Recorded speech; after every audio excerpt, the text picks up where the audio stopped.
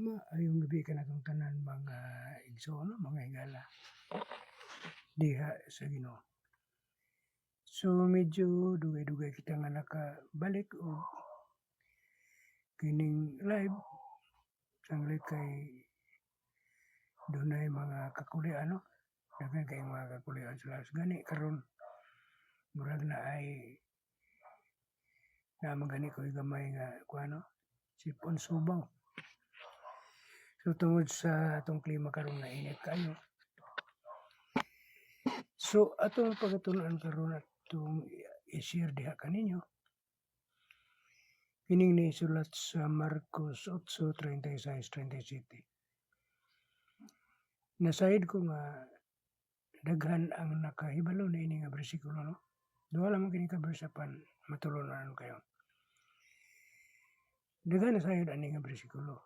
Sayid ko ni ana kay kani pinaka-importante gyud kayo nga bersikulo nga ato ang mahibaw-an sa matag usa, no? The value of our soul, no? Kining Marcos 8:36-37. So ang unod ni ining mao nga bersikulo mga igsoon nagtumbok ni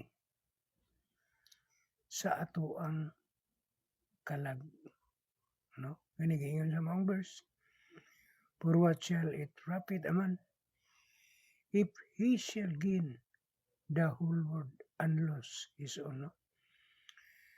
Unsa may ikabaylo sa tao kung ang iyahang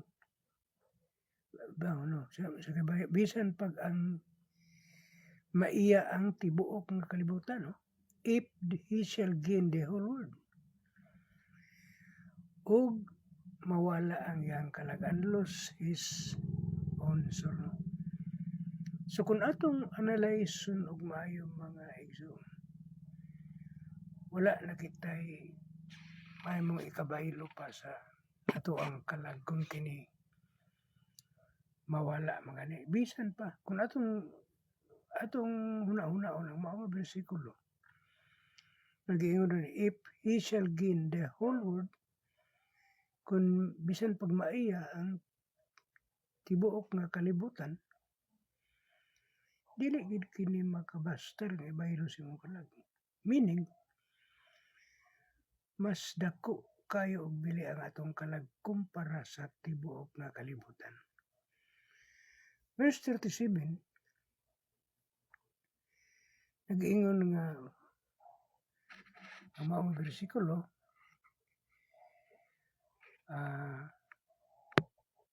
ana kay napakli nato ang kuano, ato ang Bible, no? Okay, sa verse 37, nag-iingon, or what shall a man give in exchange for his soul? Unsa may mahimo sa tao, mahatag sa tao nga maibaylo sa iyahang kalag. Wala na magitay mga butang nga maibaylo sa ato ang kalag. Tungod kay sa ato nang gikaingon, mas labaw pa og bili gani ang atong kalag kaysa sa tibuok nga kalibutan. Okay. Number 1. Atong tunan. Analyze nato mayo. Kini naa sa verse 36, no? Versikulo 36. What shall it profit a man? So unsa may mabaylo, mabugti sa tao nga mabugti sa iyang kalag. Kay earthly success is meaningless without salvation. Ang kalibutanon nga success pagkamalambuon nimo, wala ka na ibili kung walay kaluwasan. No? Wala ka na ibili kung walay kaluwasan. O gani nga miingon si Jesus Christ sa Matthew 6:33, but seek ye first the kingdom of God and His righteousness. No? unaha pag pangita ang tingharian sa Dios ug ang iyang pagkamatarong. Sumo ka na angay na to nga pag una-unaon. Ecclesiastes 12:13 nagaingon dito, fear God and keep His commandment. Kahadluki ang Dios. Ug bantay ang iyang sugo. Matud pa sa Isaias 12:13. Now, many people spend their whole life chasing wealth, fame, and success, no? Daghan ang tao makuha nato ang tanan sa kalibutan ug mawala ang atong kalag. Wala gihapon kini tinuod nga kapuslanan. Unsa pa may kapuslanan yan? No? True profit is found in the right relationship with God. Sumaw ko na mga kaigsuunan ko nga atong bantayan kay nagkahinapos na ba no ang ato ang kalibutan. Gani akong salot no diha kaninyo i-insert na ko no. Kining akong nabasahan sa gipos lang usab kini sa sa Facebook. Ug akong gitagaan og mga pila ka minutos nga ako ang gibasa ganina no. Nga ang kining ato ang adlaw sa pagkaron doon na kini siya buslot bangag no dako nga bangag. Ug kini magbuga og flare paingon diri sa kalibutan. Muna nga nagkaanam og kainit ang ato ang kalibutan karon. No, so muna bantayanan kayo. Then abnormal na pud ang lihok sa ato ang kalibutan. Sige nang galinog. Sige nang galinog kaga ninang kadlawon do ni galinog diri sa ato ang lapit no. So bantayanan kayo ang ato ang matag panahon karon no. Okay. Ikaduha. The soul is more valuable than the whole world. Verse 36 na, no? Itong basa. Your soul has eternal value. No? Ang ato ang kalag. Adunay walay katapusan nga kining value. No? Walay katapusan nga value. So, busa, ato ang ampingan ang ato ang soul, no? Ito ang kalag. Matthew 16:26 o sa Salmo 49:7 so nagka-parehas naman nino nga kuan bersikulo. No one can redeem the soul by earthly riches, no? Walay maka-lukat sa tao sa kalag niini pinaagi sa kalibutan nun nga kadato. Dili na maibaylo. Dili nimo malukat ang imuhang kalag pinaagi sa bahandi nga kalibutanon. So the world offers temporary pleasure pero ang kalag walay presyo, no? Buti pa sabot nga ang kalibutan nag-offers og temporary nga kalipay, no? The world offers temporary pleasure pero ang kalag walay presyo nga masukod. No, ang kalibutan nag-offer kana siya sa kanunay ug kanang temporaryo nga kalipay. Apan ang kalipay nga langit nun walay paglubad, walay kinutuban. No? Hangtod sa hangtod. Money, power, and possession cannot save us all. No? Ang kanang gahom sa kining kwarta o kining imong posisyon o unsa man kakaron dili makaluwas sa imong kalag. Kay ang kaluwasan pinaagi lamang kang Kristo nga makaluwas sa atong kalag. No, hinumdumi ang katong nasulat sa kining buhat 4:12. Kay walay lain nga ngalan nga gihatag dinhi sa ibabaw sa kining silong sa langit nga diin mamaluwas kita. Ngalan lamang ni Jesus Christ.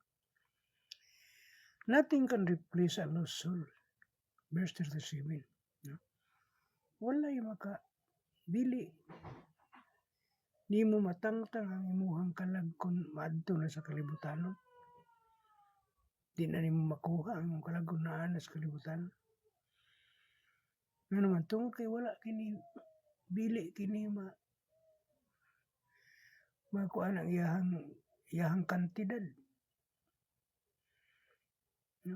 Ang iyang presyo, ang iyang value. Dako kayo value. No earthly payment can buy back the soul. No?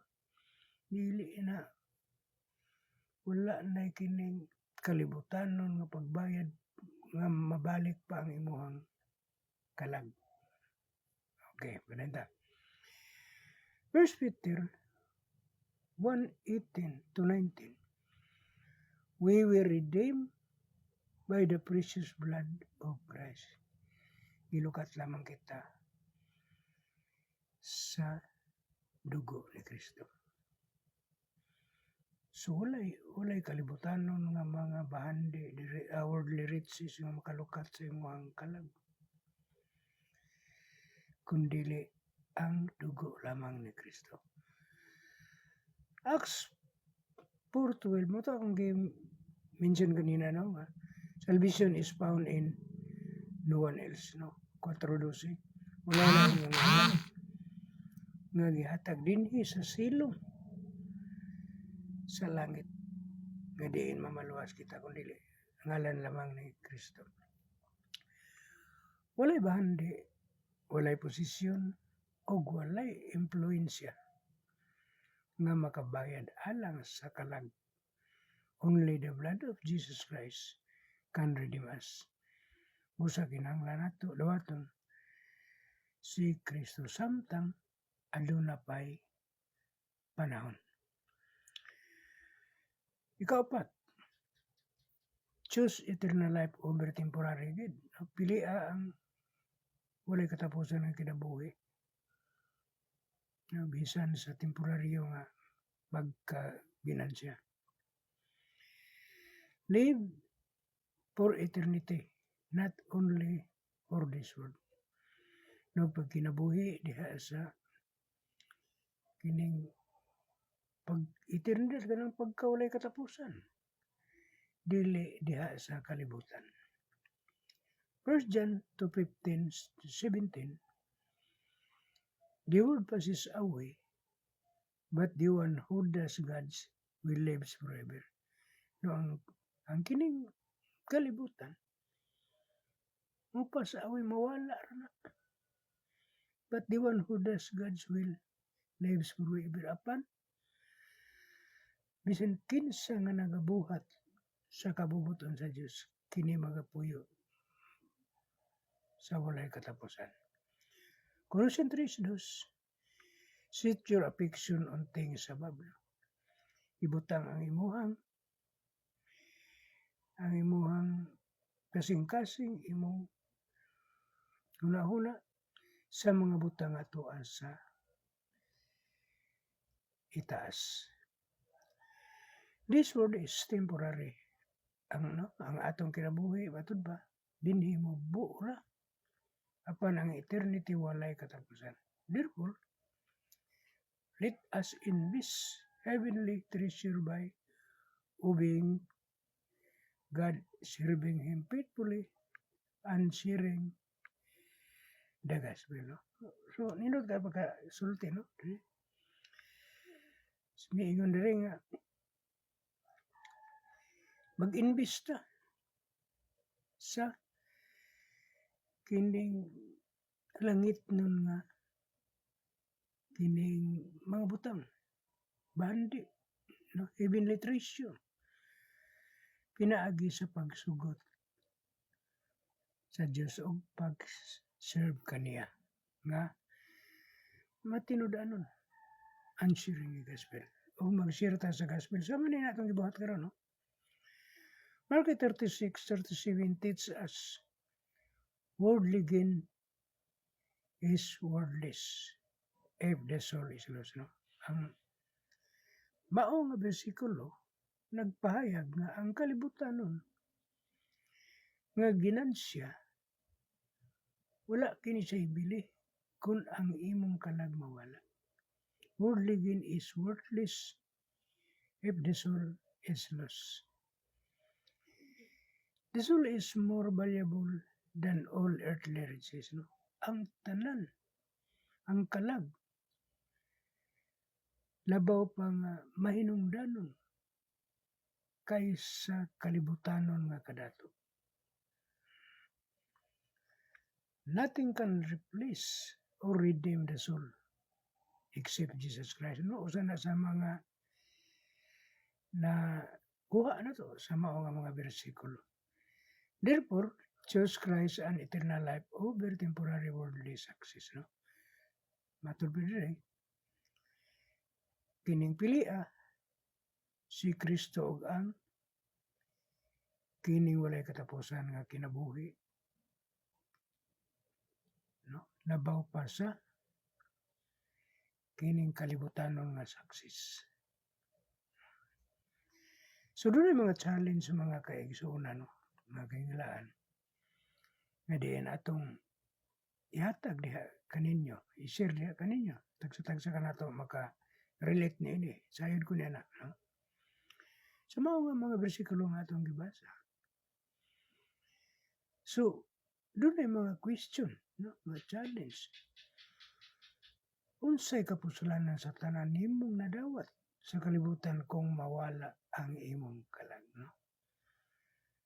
So, unsa kay kapusulanan sa mga worldly riches nga mga nadawat diri kung mawala imong kalag? Let us seek God first, treasure our soul, and remain faithful to Christ until the end, no? Kinahanglan atong pangitaon ang Dios ug una ug ang iyahang bahandi, no? Treasure ug ato ang kalag ug magpabilin nga matinud-anon diha ni Jesus Christ hangtod sa katapusan. Okay, daghang salamat. Nausab na, nakahuman ako sa kita, nakasira ako sa kita og mga hamubo apan matulon-anon nga kining pagtulon-an diha kaninyo. So, maayong gabi ka natong tanan. Oh, God bless.